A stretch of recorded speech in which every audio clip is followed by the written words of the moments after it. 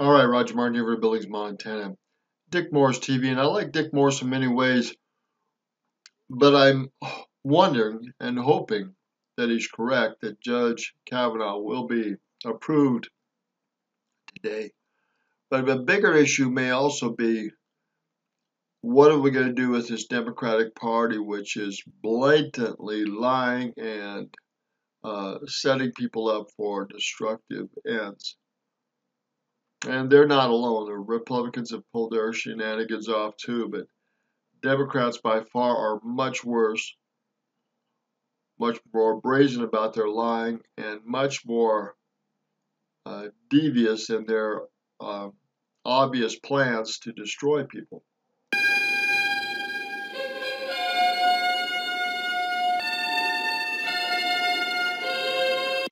And we can only hope that Kavanaugh will win and this will be triumphant. But the important part of Morris's comments may even go beyond this voting here. The people have to decide what they're going to do with Democratic Party this fall, how they're going to vote. And I know a lot of people are stuck in their mindset, regardless of what others say, which is unfortunate. But this fall elections may show that the declining Democratic vote and disappointment with the Democratic Party is growing. And that may be even be a bigger story in the future. Hi, I'm taping this, the second lunch alert of the day, the moment Kavanaugh has finished giving his opening statement. It is one of the most compelling, strong, assertive, dispositive, and persuasive statements that I think I've ever heard in politics. It was absolutely incredible. Now, we know that Kavanaugh showed his calendars, showed details, showed what he had done for the week and day. He still had those records when he was 17 years old. Holy Hannah. That is amazing.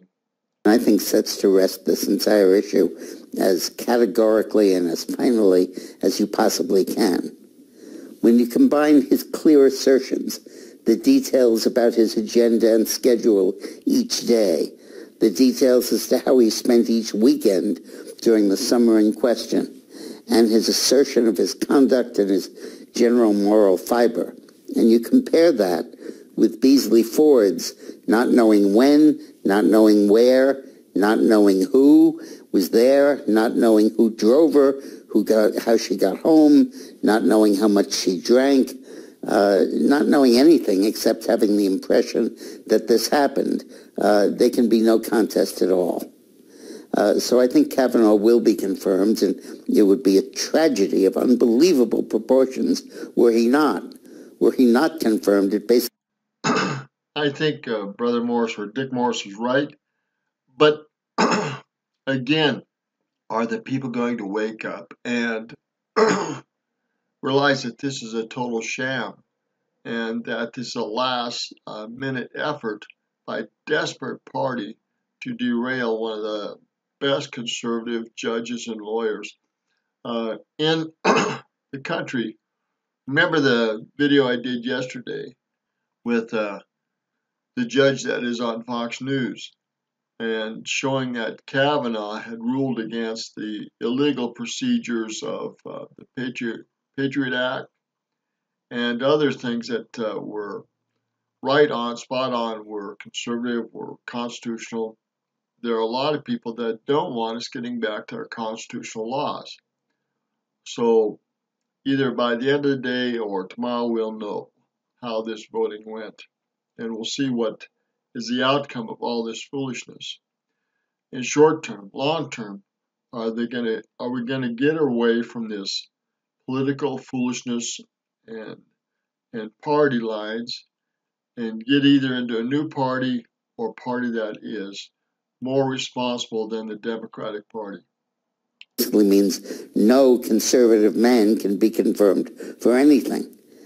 Because there'll always be people around to imagine, embellish, and fabricate stories to hold him hostage. I was particularly struck, by the way, by the double standards of the senators doing these. And he talks about the double standard. He also talks about conservative people. Do they have a voice as judges, and do they have a voice as politicians? I hope so. The Tea Party and other conservative individuals are going to have to step up and put some pressure on these Republicans and Democrats and senators. If you haven't done so, you need to do so. Write, call in, and do so. Particularly Richard Blumenthal of Connecticut, who lied blatantly and repeatedly, making up a record of service in Vietnam that didn't exist.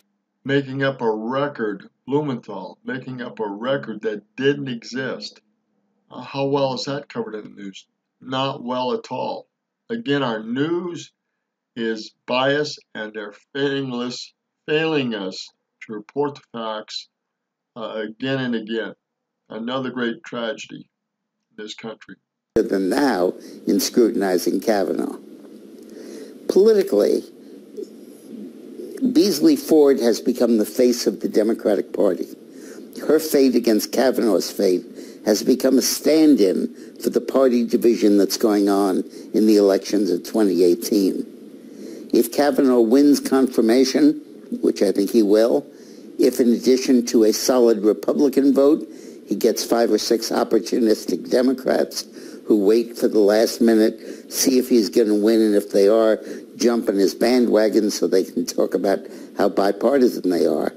So is that what's going to happen when the vote takes place? We'll see. If it does happen, it shows that these politicians are, again, spineless and worthless as far as any integrity and as far as any honor, which is very common in politics. Then this is going to be a decisive defeat for the left and a decisive victory for the Republican Party and for the standards of justice. This looks like it's going to have a very positive outcome, and I celebrate it. Thanks for watching. All right. There we are. We'll soon see what happens. And as Roger Martin from Billings, Montana, put some pressure on these politicians, these senators, and make sure your voice is heard. Call, email, write, whatever it takes, get it done.